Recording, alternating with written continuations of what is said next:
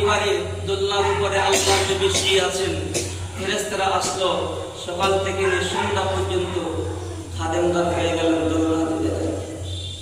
রাসূল কাঁদতেছেন, বাদশাহ